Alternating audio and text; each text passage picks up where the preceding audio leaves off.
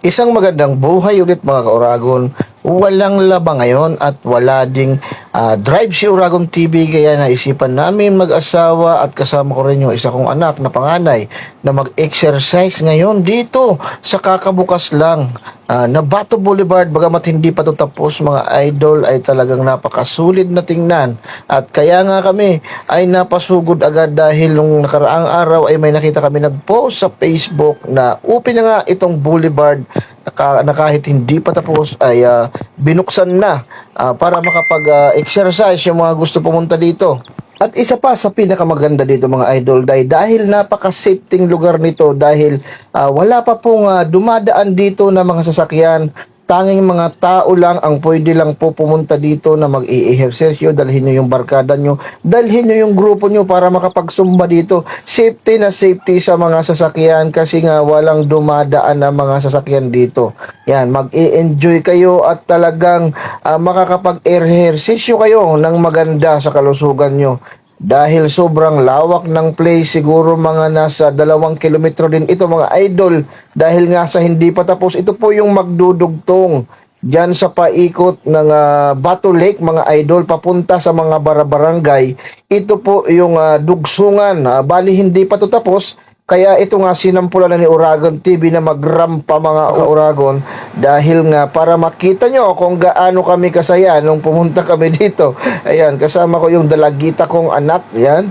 At mas dalaga pa nga ako sa kanya kung titingnan, di ba mga idol? Ayan, kita niyo naman yan, grabe rumampa. Hinihintay ko talaga na magbukas ang barakong magayon para makasali tayo kahit paminsan-minsan naman mga idol ay rarampa naman si Uragon TV. Ayan, kita niyo naman mga galawan na yan. Ay talagang malupit talaga yan. May pagiling-giling pa. Alright, at yan na nga, gusto ko lang malaman nyo, gusto ko invite yung mga tao na gusto pumunta dito. Yan, nag-open na po sila.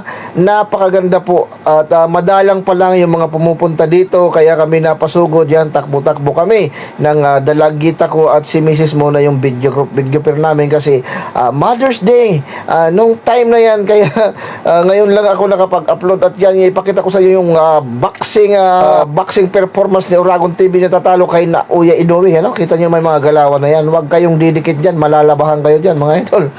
Huwag kayong magkakamali dyan, malupit talaga yan. Ayawan ko lang kung aabot sa round 1 yan na hinayupak na yan na Uragon TV na yan. Ang mga idol, tamang ehersisyo dito, napakasaya. At kadami rin dito mga naglalakad-lakad na mga medyo may mga edad na. Nagdadala sila ng cellphone at speaker para sila ay makapag sayaw-sayaw mga idol. At yan, sinubukan ko naman mag-balancing technique sa time na yan dahil sinusubukan ko talagang kaya ko pa magbalanse sa tulay ng alambre mga idol. Dati kasi tumutulay ako sa alambre, ngayon sinubukan ko sa tubo ay mahirap na, mabigat na talaga yung katawan ni Uragon TV. Pero dati mga idol, para kung si Spider-Man nung kabataan ko pa mga idol, walang kakabakabayan sa mga ganyang tawiran. At ngayon, hindi na masyado kagaanan yung katawan natin, nag-i-exercise muna ako idol kung paano maglaba.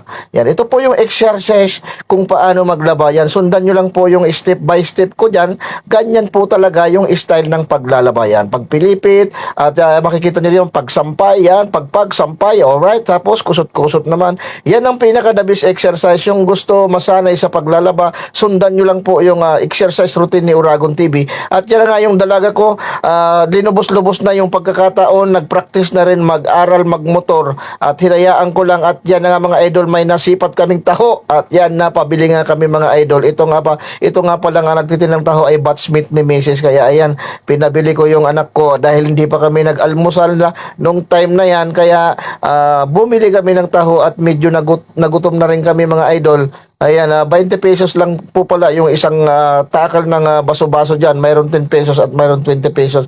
Ayan, shout out kay kuya na nagtitinda ng taho na napakasipag, naghanap buhay para sa pamilya. Ganyan talaga mga idol, yung mga nais mabuhay ng marangal ay gumagawa talaga ng diskarte para sa kanilang mga pamilya. At pinaalalahanan ko rin po pala yung mga taong papasyal dito at pupunta dito ay sana wag po kayong magkakalat. Kung nakita nyo pong malinis yung lugar, wag nyo pong dudumihan mga idol. Disiplina lang po sa sarili family para sa ikauunlad ng ating bayan mga idol. At sa mga nagtatanong nga po pala kung saan ito matatagpuan ay dadaan po kayo sa Barangay Buri ng Bato Camarinesor. Nasa parting left side lang po yan, madaling hanapin. Hanggang dito na lamang po yung aming video mga idol. Maraming salamat po sa nagsusubaybay ng aming mga vlog. Hanggang dito na lang si Uragon TV. Maraming salamat po.